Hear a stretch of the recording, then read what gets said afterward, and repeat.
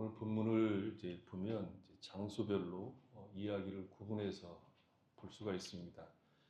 18절로 20절은 성소 안에서 일어난 이야기고요. 21절로 22절은 성소 밖에서 사가랴를 기다렸던 백성들의 반응이 나오고 23절로 25절은 사가랴가 집에 돌아가서 천사가 전하여준 그대로 엘리사벳이 잉태했다는 이야기를 하고 있습니다. 이 세 장면을 하나씩 보면서 내용을 같이 생각해 보려고 합니다. 먼저 성소 안에 있는 사가랴를 보겠습니다. 사가랴와 엘리사벳은 나이가 없는 상태에서 나이가 들었죠. 자신도 늙었고 아내도 늙어서 더 이상 소망이 없는 상태라는 것입니다. 그런데 천사가 나타나서 도무지 믿을 수 없는 약속을 하십니다. 내 아내 엘리사벳이 내게 아들을 낳아주리니 이렇게 말합니다. 우리라면 내가 이런 입장에 있었다면 어떤 반응을 할 수 있을까 한 번은 생각해 볼 수 있겠죠. 사가랴는 만만한 사람이 아닙니다. 그는 의인이라고 평가를 받은 사람이죠. 그러니까 당시에 매우 귀하고 믿음이 좋은 그런 사람이었습니다. 하나님을 사랑했고 하나님을 믿었고 또 그 말씀을 따라 살고자 했던 사람이라는 거죠. 그러니까 그 당시 그런 사람이 드물었는데 그런 특이한 믿음의 사람이었습니다. 우리가 이미 앞에서 본 것처럼 사가랴의 삶을 특징 짓는 그 말은 하나님 앞에서 살았다 하는 것이죠. 더구나 사가랴는 자식을 달라고 하나님께 간구해왔던 사람입니다.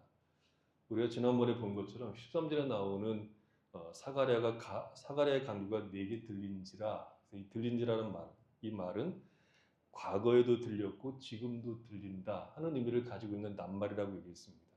그 말의 뜻은 사가랴의 기도는 이례적이지 않았고 지속적인 행위였다, 지속적으로 기도했다 하는 것을 의미합니다. 그것은 곧 나이가 든 지금도 간구했을 가능성이 있었다 하는 것을 얘기했습니다. 그러니까 사가랴는 하나님 앞에서 산 사람이고 의인이고 하나님에게 간구할 줄 아는 믿음을 가지고 있는 사람입니다. 간구했다는 것은 하나님께서 이 일을 이루어 주실 수 있음을 믿었기 때문에 할 수 있는 것이죠. 기도와 간구는 내 마음이 편하자고, 기도하면 내 마음이 편해지니까 내 마음 편하자고 한번 하나님께 이야기하는 것이 아니죠. 하나님께서 들으시고 응답해 주실 것을 믿고 하는 것이 기도고 간구입니다. 그러니까 사가랴는 그저 그런 신앙을 가지고 있는 사람이 아니라 아주 특별한 믿음을 가진 의인으로 평가받는 사람이었습니다. 그런 그가 엘리사벳이 네게 아들을 낳아주리니 라는 이 약속을 어떻게 받아들입니까? 참 어려운 부분입니다. 18절에서 사가랴는 내가 이것을 어떻게 알리요? 내가 늙고 아내도 나이가 많습니다. 라고 반응합니다. 천사의 말을 믿었다는 것이 아니라 의심했다는 것이죠. 그러니까 사가랴는 지극히 상식적으로 또 지극히 이성적으로 반응을 한 겁니다. 사가랴 본인이 처하는 상황을 보면 지극히 당연한 반응을 한 것이죠. 하나님 앞에서 살고 있는 사람이요 의인이요 간구하는 자인데도 불구하고 아들을 낳아줄 것이라고 하자 지극히 상식적으로 반응을 해버린 겁니다.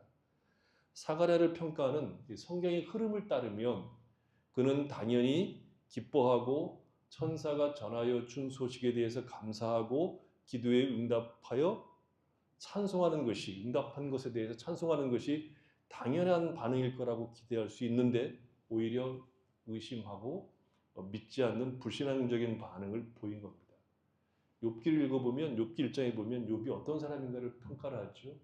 욥이 의인이라고 평가를 하고 그 의인의 평가에 맞게 욥이 고난을 당하자 그는 하나님을 부인하지 않고 주신 자도 하나님이요 거둬가신 자도 하나님이니까 하나님을 찬송한다라고 얘기하죠. 그런 반응이 보여야 되는데 그런 반응이 지금 안 나온 거죠.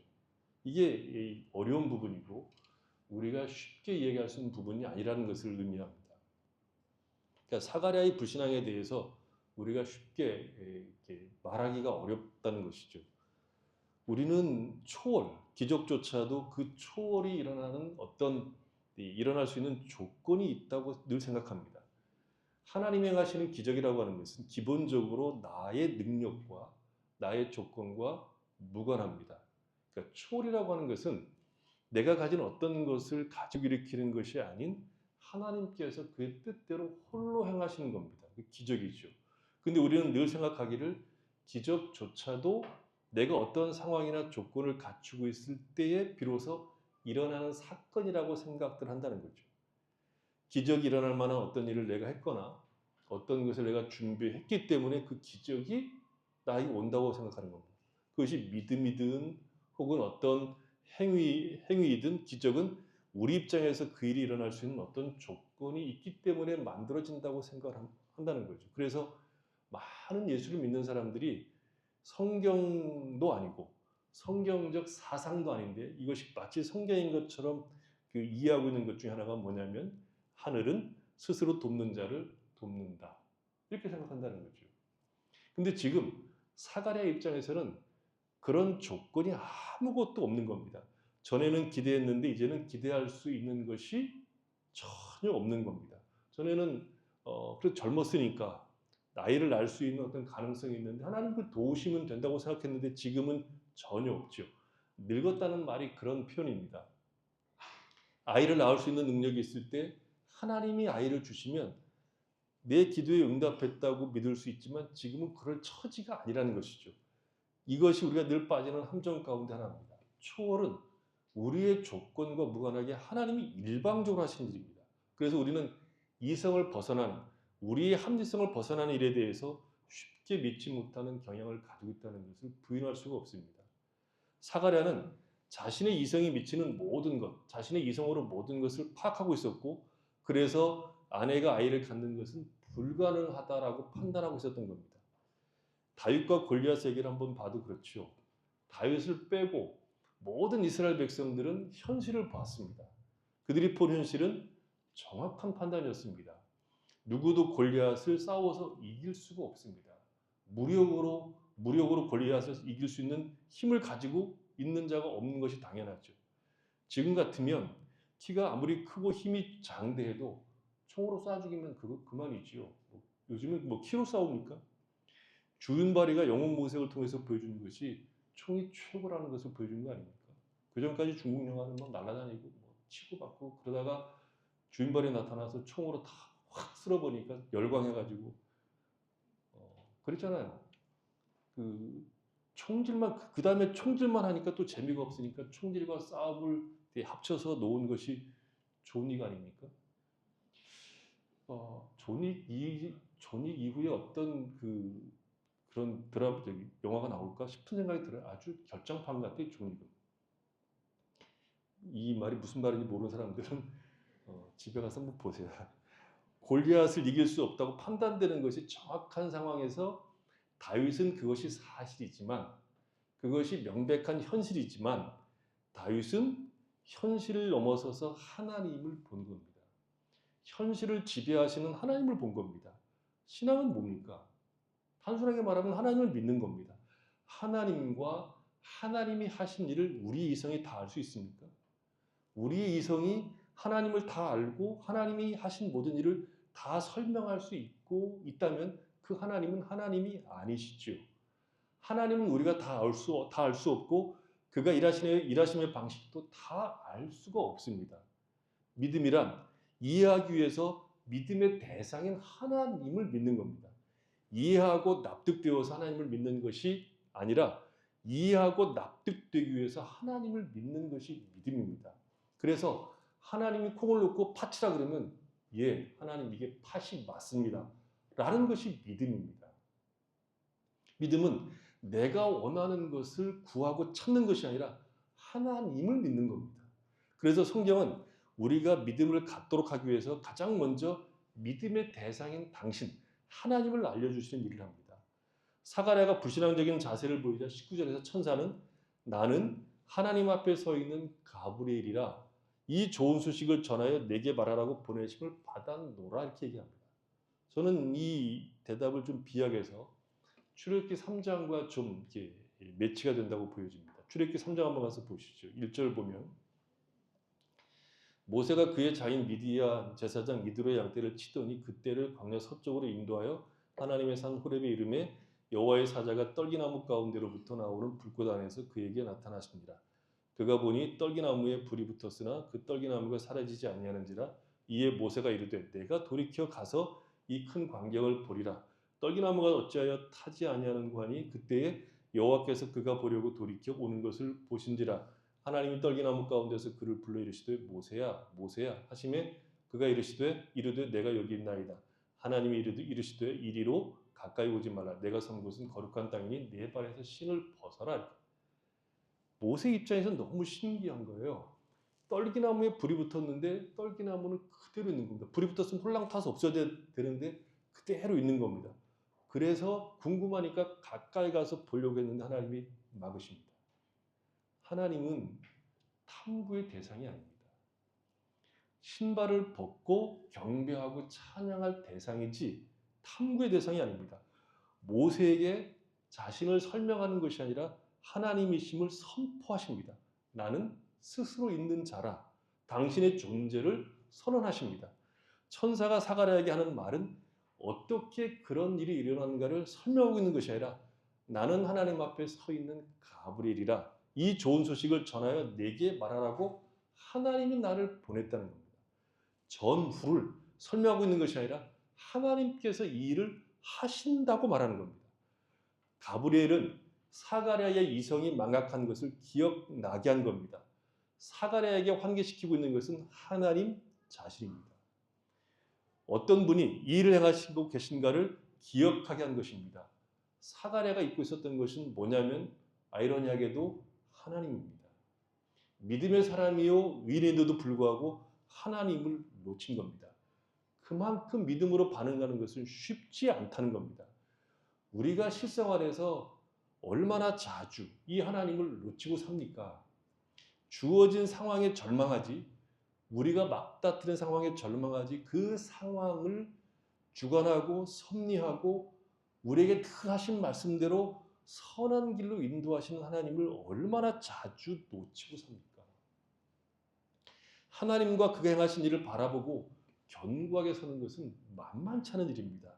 창세기 17장 한번 가서 보시죠. 거기에 이제 이런 얘기가 나옵니다. 창세기 17장 15절. 하나님이 또 아브라함에게 이르시되 내 아내 사레는 이름을 사레라 하지 말고 사라라 하라. 내가 그에게 복을 주어 그가 내게 아들을 낳아 주게 하며 내가 그에게 복을 주어 그를 여러 민족의 어머니가 되게 하리니 민족의 여러 왕이 그에게서 나리라. 아브라함이 엎드려 웃으며 마음속으로 이르되 백수된 사람이 어찌 자식을 낳을까? 사라는 90세니 어찌 출산하리요 하고 아브라함이 이에 하나님께 아뢰되 이스마엘이나 하나님 앞에 살기를 원하나이다. 하나님이 이르시되 아니라 내 아내 사라가 내게 아들을 낳으리니 너는 그 이름을 이삭이라 하라. 내가 그와 내 언약을 세우리니 그의 후손에게 영원한 언약이 되리라. 사가랴와 아브라함이 좀 비슷하게 반응하고 있지 않습니까? 아브라함도 믿지 못해서 엎드려 웃었다는 겁니다. 자기는 100세가 되었고 사라는 90세가 되었으니까 불가능하니까 하나님 그런 헛소리 하지 마시고 그저 이스마엘이나 어떻게 좀 해주십시오. 이렇게 지금 얘기하고 있는 거 아니에요. 창세기 18장 9절. 그들이 아브라함에게 이르되 내 아내 사라가 어디 있느냐? 대답하되 장막에 있나이다. 그가 이르시되 내년 이맘때 내가 반드시 내게로 돌아오리니 내 아내 사라에게 아들이 있으리라 하시니 사라가 그 뒤 장막문에서 들었더라. 아브라함과 사라는 나이가 많아 늙었고 사라에게는 여성의 생리가 끊어졌는지라. 사라가 속으로 웃고 이르되 내가 노쇠하였고 내 주인도 늙었으니 내게 무슨 즐거움이 있으리요? 여호와께서 아브라함에게 이르시되 사라가 왜 웃으며 이르기를 내가 늙었거늘 어떻게 아들을 낳으리요 하느냐? 여호와께 능하지 못한 일이 있겠느냐? 기한이 이를 때 내가 내게 돌아오리니 사라에게 아들이 있으리라. 사라가 두려워서 부인하여 이르되 내가 웃지 아니하였나이다. 이르시되 아니라 내가 웃었느니라. 그러니까 이렇게 부부가 살아야 돼요. 부창부순 이렇게 살아야 돼요. 서로 웃으며 살아야 된다는 거죠. 소돔과 고모라로 가던 천사 셋을 아브라함이 영접하죠.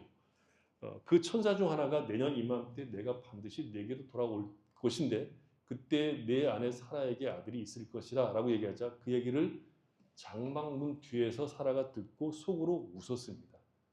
나도 늙었고 아브라함도 늙었는데 무슨 헛소리를 하시는가? 그렇게 하고 웃은 겁니다. 천사가 사라가 믿지 못하고 웃은 것을 알고 여호와께 능치 못한 일이 있겠느냐라고 하십니다. 그리고 반드시 아들이 있을 것이라고 못 박아 이야기합니다. 이 대화를 한번 여러분 나중에 이제 이해할 건데 잘 생각해 보십시오. 그리고 로마서 한번 가봅시다. 로마서 4장 17절입니다. 기록된 바 내가 너를 많은 민족의 조상으로 세웠다 하심과 같으니 그가 믿는 바 하나님은 죽은 자를 살리시며 없는 것을 있는 것으로 부르시는 이시니라. 아브라함이 바랄 수 없는 중에 바라고 믿었으니 이는 내 후손이 이같으리라 하신 말씀대로 많은 민족의 조상이 되게 하려 하심이라. 그가 백세나 되어 자기 몸이 죽은 것 같고 사라의 태가 죽은 것 같음을 알고도 믿음이 약해지지 아니하고 믿음이 없어 하나님의 약속을 의심하지 않고 믿음으로 견고해져서 하나님께 영광을 돌리며 약속하신 것을 또한 능히 이루실 줄을 확신하였으니 그러므로 그것이 그에게 의로 여겨졌느니라. 창세기하고 분위기가 완전히 다르죠. 누가 거짓말하는 것일까요? 창세기일까요? 아니면 바울일까요? 창세기는 웃었다라고 얘기하고 있고 바울은 믿음이 약하여지지 않고 믿음이 없어 하나님의 약속을 의심하지 않고 믿음으로 견고했다고 얘기하고 있습니다. 약속하신 것을 또한 능히 이루실 줄을 확신했다는 것이죠. 사도 바울은 창세기를 모르고 있었던 것일까요? 그럴 리 없습니다. 그는 탁월한 사람입니다. 로마서 4장에서 믿음을 이야기하면서 사도 바울은 그 믿음의 초점을 우리의 믿음의 대상인 하나님에게 맞추고 있는 것을 볼 수 있습니다. 아브라함이 믿음이 약하여지지 않았다는 것은 그의 실력이 아닙니다. 그는 분명히 웃었습니다. 하지만 하나님은 그의 웃음에도 불구하고 그의 약속하신 것을 신실하게 행하시는 분이라는 겁니다. 아브라함은 웃었으나 결국 그가 본 것은 자신의 실력이 아니라 자신의 실력을 넘어서서 일하시는 하나님의 능력과 은혜를 본 겁니다. 자신의 신실함을 본 것이 아니라 하나님의 신실하심을 만난 겁니다. 그는 분명히 웃었으나 그 웃음, 그 불신앙에도 불구하고 여전히 약속을 이루시는 하나님의 성실하심과 신실하심을 보게 된 겁니다. 하나님께서 아브라함이 웃으니까 얘 봐라 웃네? 그렇게 하시지 않고 그렇게 웃음에도 불구하고 하나님은 그 약속을 이루시는 분으로 보여준 겁니다. 우리 신앙은 대부분 이성이나 합리성에서 생각하는 버릇이 있습니다. 그렇다고 해서 하나님이 우리가 생각하는 범위를 따라서 일하시는 것이 아니라 우리가 그런 연약한 믿음을 보이더라도 하나님은 약속하신 내용을 신실하게 성취해 가시는 분이라는 것을 성경이 누구를 우리에게 이야기합니다. 초월이라고 하는 것은 내 생각 범위 안에서 하나님이 일하시는 것이 아니라 하나님은 내가 생각하고 내가 이해하는 범위를 넘어서서 일하시는 분일 뿐만 아니라 내 실패, 내 웃음, 내 불신앙에도 불구하고 하나님은 일하시다라는 겁니다.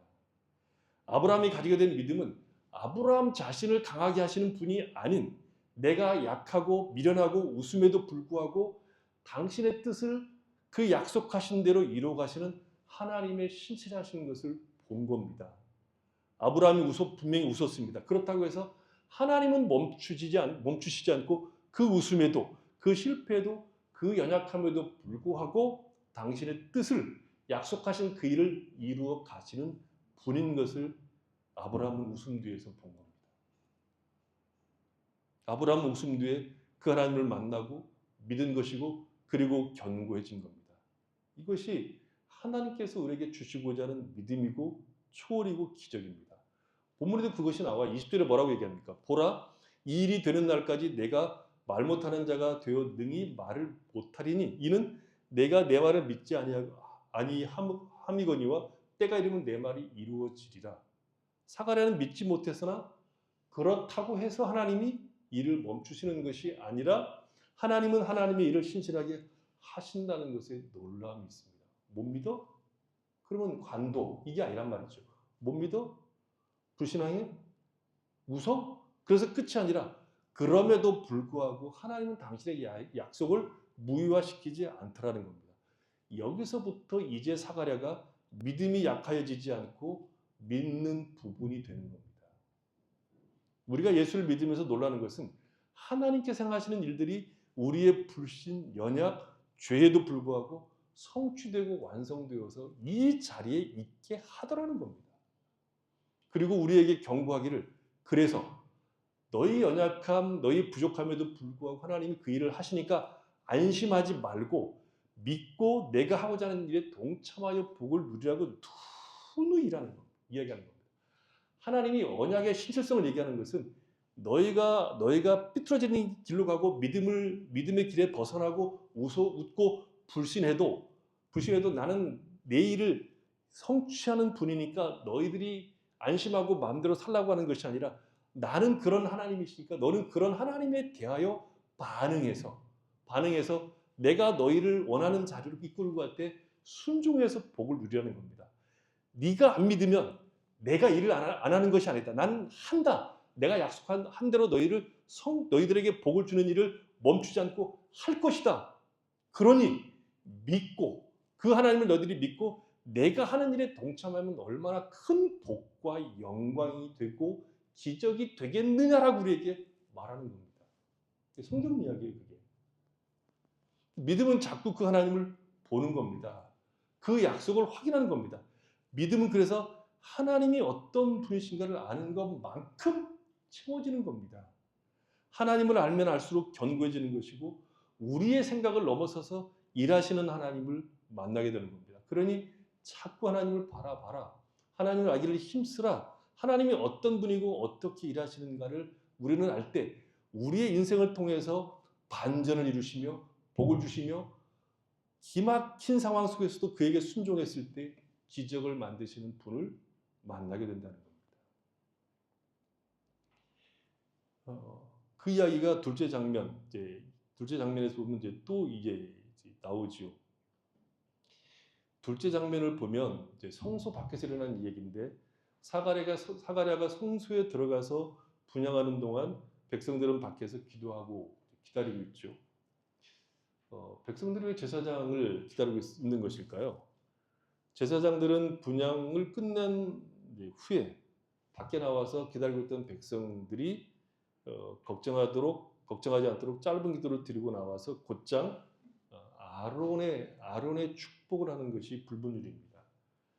아론의 축복이라고 하는 것은 흔히 우리는 구약의 축도라고 얘기하는데 민수기 26장 24절에 나옵니다. 여호와는 내게 복을 주시고 너를 지키시기를 원하시며 여호와는 그의 얼굴을 내게 비추사 은혜 베푸시기를 원하며 여호와는 그 얼굴을 내게로 향하여 드사 평강 주시기를 원하노라. 이렇게 축도를 해야 마치게 되는 거죠. 그러니까 마치 지금 우리가 예배를 마치면 목사들이 마지막에 축도하는 것처럼 그렇게 축도를 하는 거죠. 저를 가르친 구약 교수님은 이걸로 축도를 해주셨어요.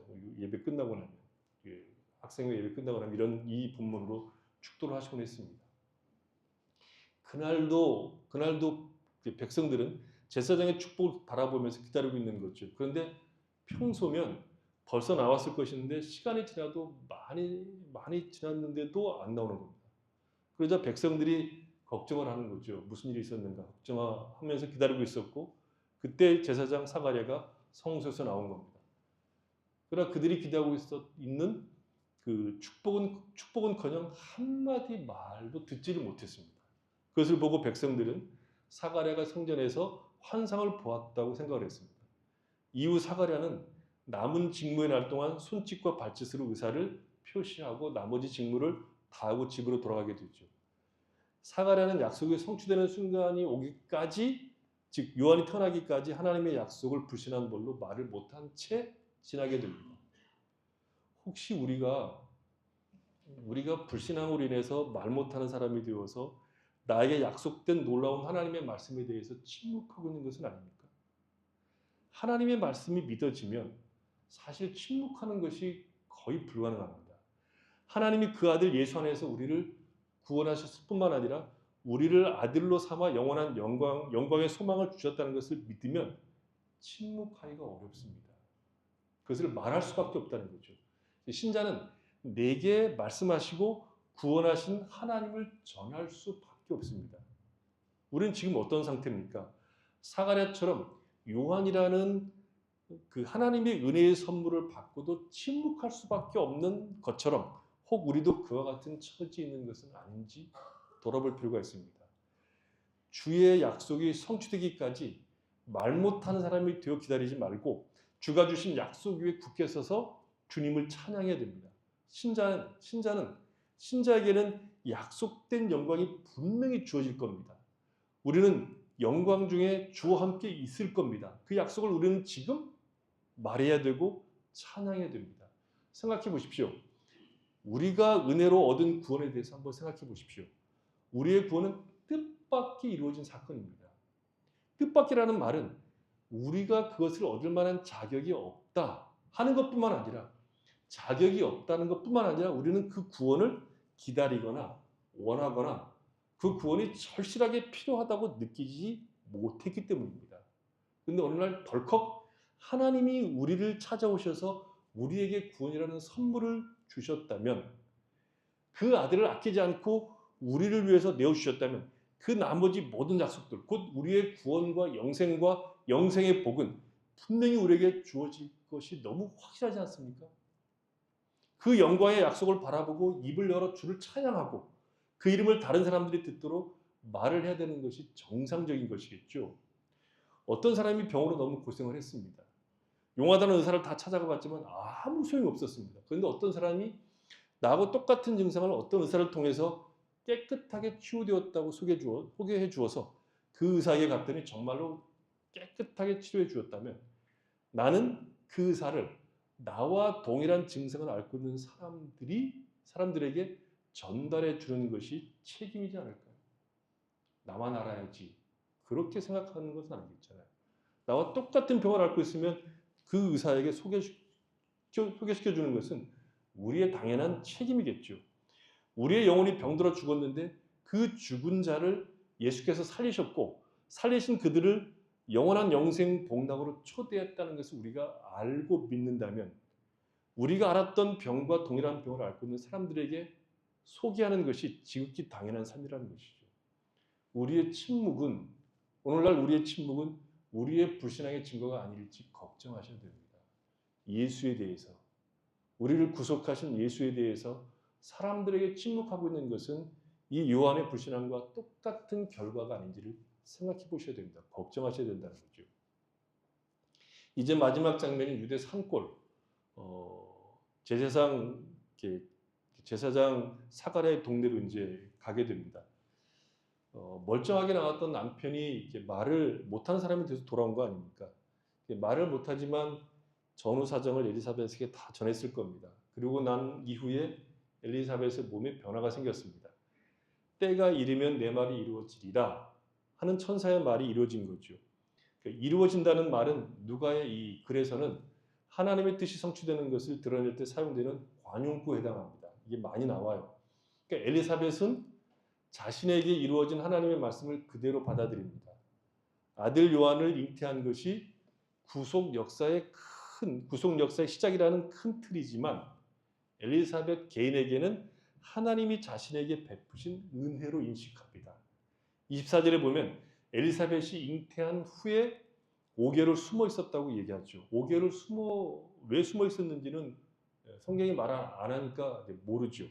그러니까 24절과 25절을 보면 그녀가 그 시간에 무엇을 했는지 짐작할 수는 있습니다. 주께서 나를 돌아보시는 날에 사람들 앞에서 내 부끄러움을 없게 하시려고 이렇게 행하셨다라고 주님을 찬양하는 모습을 보여줍니다. 그러니까 요한의 잉태가 엘리사벳으로 하여금 주님을 찬양하게 한 것이죠. 엘리사벳은 자신이 잉태한 이 사건이 하나님이 자신을 돌아보신 것이고 나의 부끄러움을 도말하신 것이라 그렇게 고백을 합니다.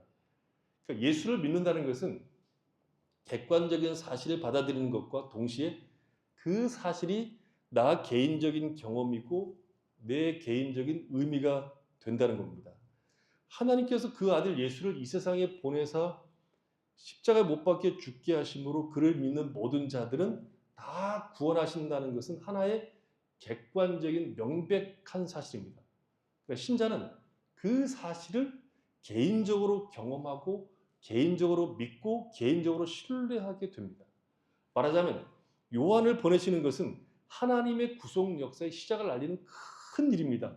그러나 엘리사벳의 개인적인 입장에서는 하나님이 자신을 돌아보신 사건이고 자신의 부끄러움을 도말하여 주시는 사건으로 이해된 겁니다.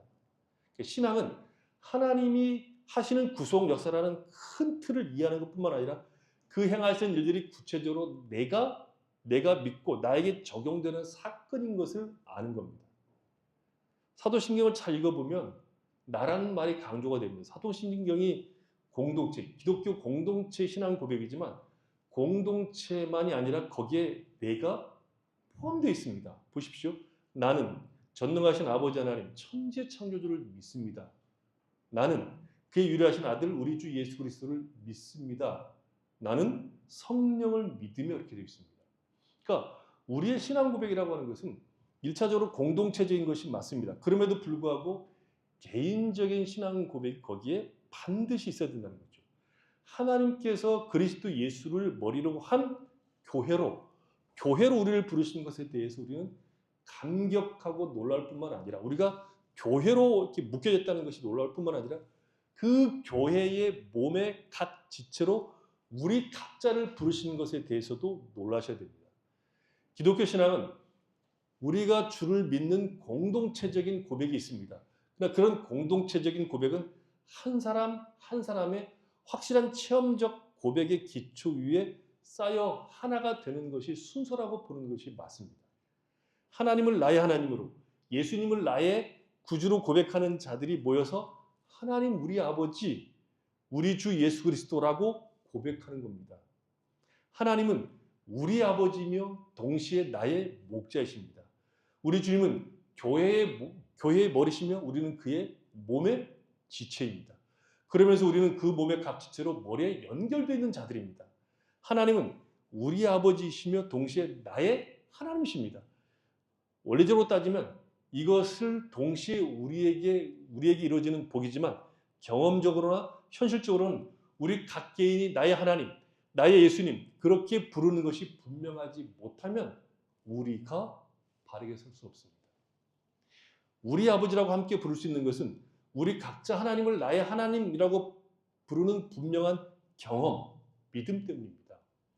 그 경험이 각자 다를지라도 우리로 하여금 예수를 믿게 한 들어오게 하는 그 경험이 각자 다를지라도 그것을 경험하게 하는, 믿게 하는 원인은 하나이기 때문에 하나님을 나의 하나님이라고 고백하는 자들은 우리 하나님이라고 고백하는 공동체로 묶여짐이 전혀 어색하지 않고 전혀 이상하지 않게 됩니다.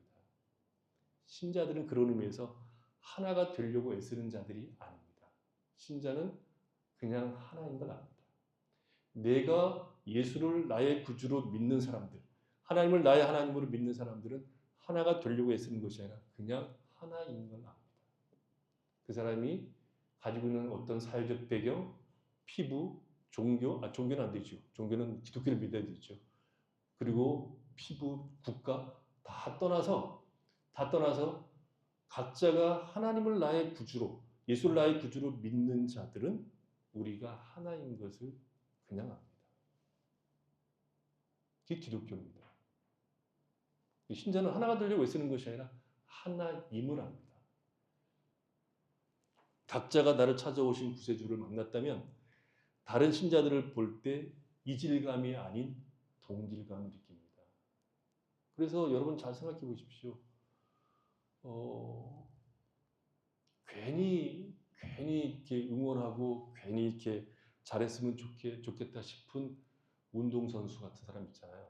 누굽니까? 몰랐는데 걔가 예수를 믿더라. 잘 믿더라. 그러면 진짜 걔 예수 잘 믿더라. 그러면 괜히 응원하지 않아요? 아니에요? 여러분은 아닌가 보네요.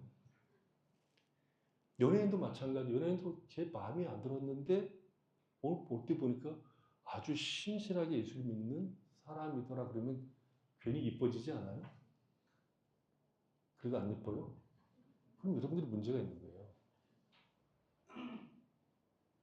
신자는 주님이 나에게 행하신 일이 무엇인지를 아는 사람들입니다. 주님은 나를 죄에서 건지시기 위해서 십자가에서 죽으셨습니다.